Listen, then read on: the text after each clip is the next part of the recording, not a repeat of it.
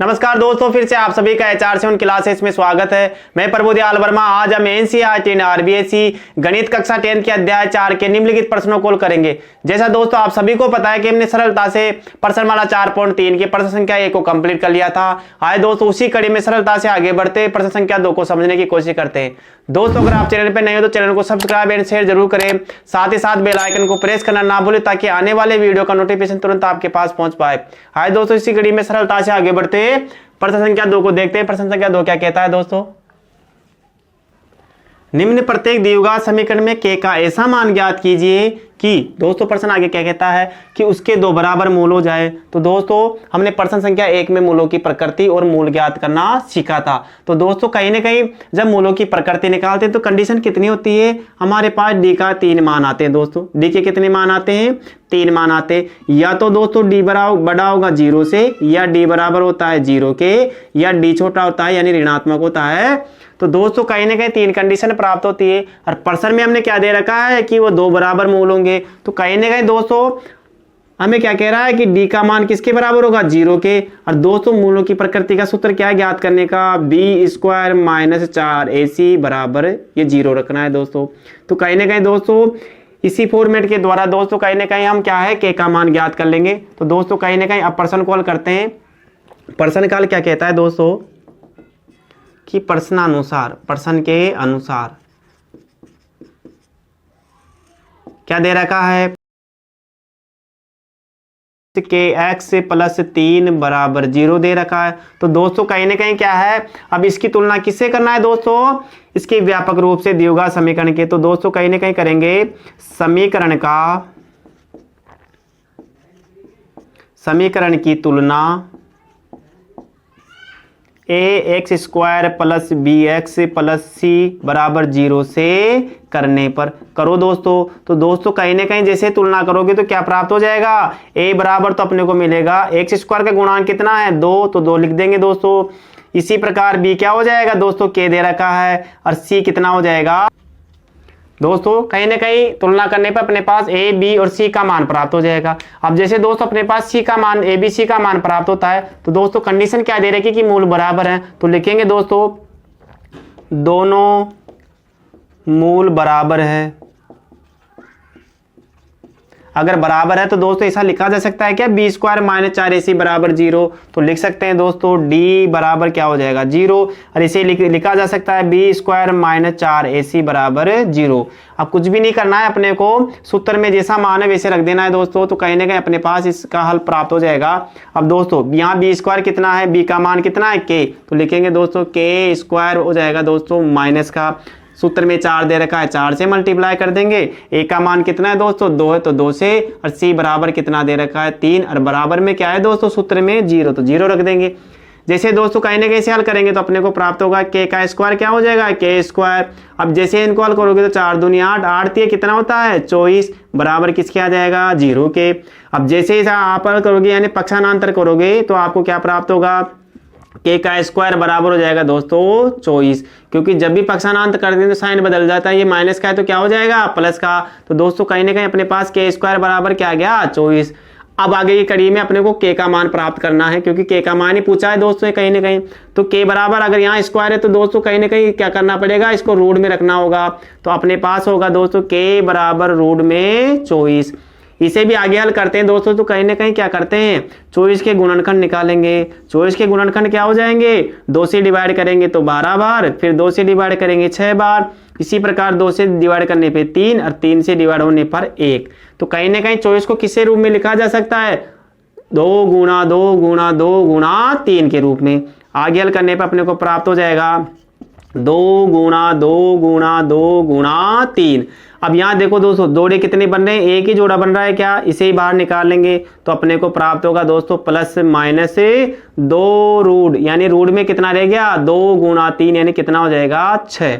तो दोस्तों कहीं ना कहीं अब k का क्या होगा? k का मान बराबर जब होगा जब आपके पास 2 मान होंगे। एक तो या तो प्लस में 2 से ही रूट 6 हो जाएगा या माइनस में 2 से ही रूट 6 होना चाहिए। तो लिख देंगे अतः दोनों मूल बराबर होने के लिए के बराबर प्लस माइनस 2 सही रूट 6 होना चाहिए। और ये क्या होगा दोस्तों, इसका आंसर होगा। तो दोस्तों कहीं ना कहीं हमने बेसिक से दोस्तों प्रश्न 1 को कंप्लीट कर लिया है। दोस्तों इसका निरंतर अभ्यास करें ताकि आपको सफलता अवश्य प्राप्त होगी। दोस्तों आप इसका स्क्रीनशॉट ले सकते हैं ताकि प्रश्न को समझने में आसानी रहे। आए दोस्तों इसी कड़ी में सरलता से आगे बढ़ते हैं। प्रश्न संख्या 2 के सेकंड प्रश्न कॉल करते हैं। प्रश्न संख्या सेकंड क्या कहती है कि एक्स कोष्टक में दे रखा है दोस्तों x माइनस 2 और प्लस 6 बराबर 0 दे रखा है। तो दोस्तों कहीं ना कहीं हम देख पा रहे हैं कि समीकरण क्या है, व्यवस्थित नहीं है। तो पहले सबसे पहले क्या करेंगे, इसको व्यवस्थित करेंगे। तो दोस्तों कहीं ना कहीं इसको हल करेंगे, क्या लिखेंगे दोस्तों, प्रश्नानुसार लिखो दोस्तों के एक्स कोष्टक में दे रखा है x माइनस 2 प्लस का दे रखा है 6 बराबर 0। तो दोस्तों जैसे हम इसे हल करेंगे तो अपने को क्या प्राप्त होगा, यहाँ देखो x को x से गुणा करने पे क्या हो जाता है दोस्तों, के एक्स स्क्वायर, माइनस का चिन्ह है माइनस लगा दो, के एक्स को आप 2 से गुणा करोगे 2 और क्या हो जाएगा दोस्तों, के एक्स प्लस क्या प्राप्त होगा 6 बराबर 0। अब दोस्तों कहीं ना कहीं अपना द्विघात समीकरण के रूप में ये प्राप्त हो गई। इसकी तुलना किससे, व्यापक रूप से करेंगे। तो लिखेंगे दोस्तों समीकरण, लिखो समीकरण की तुलना a x square plus b x plus c बराबर 0 से करने पर, करो दोस्तों 0 से करने पर, जैसे ही तुलना करेंगे दोस्तों अपने को प्राप्त हो जाएगा a बराबर कितना है, एक्स स्क्वायर गुणा कितना है k, तो लिखेंगे दोस्तों k। इसी प्रकार दोस्तों b बराबर कितना है, माइनस का चिन्ह है और 2 है दोस्तों 2k। इसी प्रकार c बराबर कितना हो जाएगा 6। तो दोस्तों कहीं ना कहीं अपने पास abc का मान प्राप्त हो गया। तो अब हल करना बहुत आसान है। तो दोस्तों दोनों मूल बराबर है, अगर दोनों मूल बराबर तो लिखा जा सकता है कि अतः d बराबर कितना होगा 0,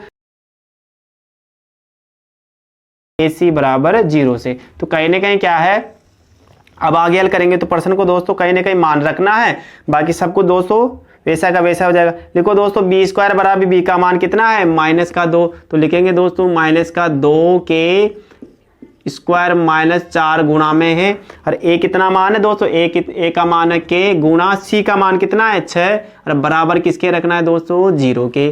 जैसे दोस्तों इसको हल करेंगे, माइनस को 2 बार गुणा करने पे क्या हो जाता है प्लस, तो दोस्तों कहीं ना कहीं 2 का स्क्वायर कितना हो जाएगा 4 और अपने को प्राप्त होगा के का स्क्वायर, माइनस का चिन्ह है माइनस लगा दो, 4 से कुछ ऐसे गुणा 600 का 24, यानी कितना हो जाएगा 24 के बराबर 0। अब दोस्तों यहाँ देखो कहीं ना कहीं दोस्तों हम इसे क्या है सरल करने के लिए हम देख पा रहे हैं कि यहाँ 4 कॉमन निकल जाएगा क्या, 4 में 4 का भाग जाता है, 24 में भी 4 का भाग जाएगा क्या, तो कहीं ना कहीं इसमें कॉमन निकालें, कॉमन कितना आएगा 4। जैसे दोस्तों और देखो यहाँ पे देखो 4 के अलावा दोनों में के भी दिख रहा है क्या, दो के भी उभयनिष्ठ है, तो दोस्तों के भी निकाल लेंगे। तो कहीं ना कहीं दोस्तों अपने पास क्या बच जाएगा, यहाँ 4 निकाल लिया, 4 निकल गया, ए के आपने बाहर निकाल लिया, तो कहीं ना कहीं 2 के तो कितना बच गया, के बच गया, माइनस का चिन्ह है माइनस। तो दोस्तों कहीं ना कहीं 4 का भाग दे कितनी बार जाएगा 6 बार, के आपने बाहर निकाल ही लिया तो कोई नहीं बचेगा, बराबर किसके 0 के। अब दोस्तों अपने पास 2 हल प्राप्त हो गए, के 4 के बराबर 0 या दोस्तों कहीं ना कहीं के माइनस 6 बराबर 0। तो दोस्तों कहीं ना कहीं लिखेंगे अतः 4 के बराबर 0 या दोस्तों के माइनस 6 बराबर 0। इन्हें आगे हल करेंगे तो अपने को प्राप्त होगा दोस्तों ये गुणा में तो किस में जाएगा, भाग में, के बराबर 0/4 या दोस्तों अपने को प्राप्त होगा के ये माइनस का चिन्ह है पक्षांतर करने पे किसका हो जाता है प्लस का, तो अपने पास प्राप्त होगा के बराबर 6। तो दोस्तों यहाँ देखो अगर के बराबर 0 में 4 का भाग देंगे तो दोस्तों क्या प्राप्त होगा, 0 ही प्राप्त होगा। तो दोस्तों कहीं ना कहीं एक तो के का बराबर कितना होगा 0 या दोस्तों अपने पास एक है के बराबर 6। अब दोस्तों एक चीज याद रखो कि हमने पढ़ा था कि एक द्विघात समीकरण व्यापक रूप क्या होता है, a x square plus b x plus c बराबर 0। और हमने ये भी पढ़ा था दोस्तों कि कहीं ना कहीं इसमें क्या है, एक्स स्क्वायर का गुणांक क्या नहीं होना चाहिए, कभी भी 0 नहीं होना चाहिए। अगर ये 0 हो गया तो दोस्तों कहीं ना कहीं अपने पास द्विघात समीकरण नहीं आएगी। तो यहाँ के का मान 0 संभव नहीं है, तो दोस्तों हमें क्या लेना पड़ेगा, के का मान 6 लेना पड़ेगा। तो दोस्तों यहाँ लिखेंगे चूंकि के बराबर 0 संभव नहीं है, अगर ये संभव नहीं है तो लिखें दोस्तों इसलिए k बराबर 6 होगा, और ये क्या होगा दोस्तों, इसका आंसर होगा। तो दोस्तों कहीं ना कहीं ये प्रश्न भी बहुत सरल था और हमने सरलता से इस प्रश्न को हल किया। तो दोस्तों आप इसका स्क्रीनशॉट ले सकते हैं ताकि प्रश्न को समझने में आसानी रहे। दोस्तों उम्मीद करता हूं कि आज का वीडियो पसंद आया होगा। दोस्तों अगर वीडियो पसंद आए तो वीडियो को लाइक एंड शेयर जरूर करें, साथ ही साथ बेल आइकन को प्रेस करना ना भूलें ताकि आने वाले वीडियो का नोटिफिकेशन तुरंत आपके पास पहुंच पाए। दोस्तों चैनल पे बने रहने के लिए आप सभी का धन्यवाद।